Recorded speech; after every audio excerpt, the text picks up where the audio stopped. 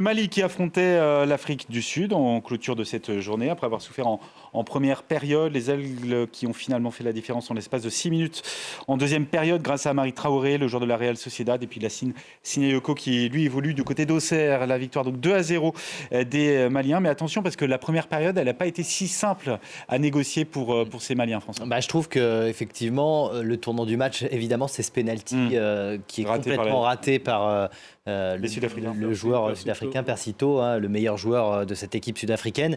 Et c'est vrai que on se demande ce qui se serait passé si ce penalty avait été transformé. Parce que moi, je trouvais qu'à ce moment-là du match, l'Afrique du Sud était vraiment bien en place, qu'elle avait même les meilleures occasions, les meilleures opportunités. J'étais même un petit peu déçu par cette équipe malienne qui arrive quand même régulièrement dans les quarts de finale, huitièmes de finale. Là, ça fait deux saisons de finale, deux dernières CAN, c'était huitièmes de finale pour cette équipe du Mali. Donc, parmi les outsiders en tout cas.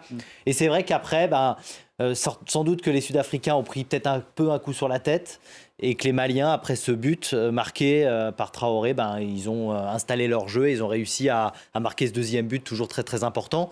Donc au final, c'est une équipe du Mali qui va sans doute aussi se qualifier pour les huitièmes de finale et sur laquelle il faudra compter parce qu'il fallait quand même s'imposer face à cette du Mali équipe d'Afrique du Sud. avant cette CAN.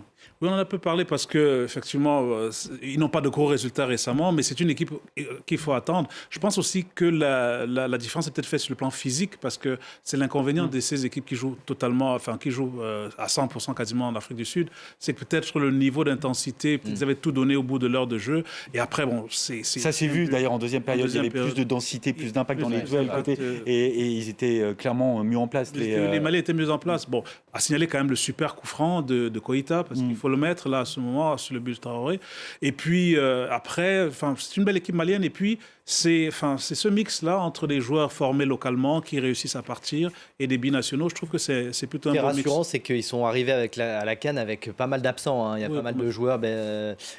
Touré qui n'est pas là. Il y a des attaquants notamment qui sont absents, qui auraient pu évidemment faire partie de ce groupe. Et malgré tout, ils arrivent à s'imposer. Donc ça, évidemment, c'est pas sans doute la victoire la plus maîtrisée, mis à part la deuxième mi-temps qui était plutôt de bonne facture.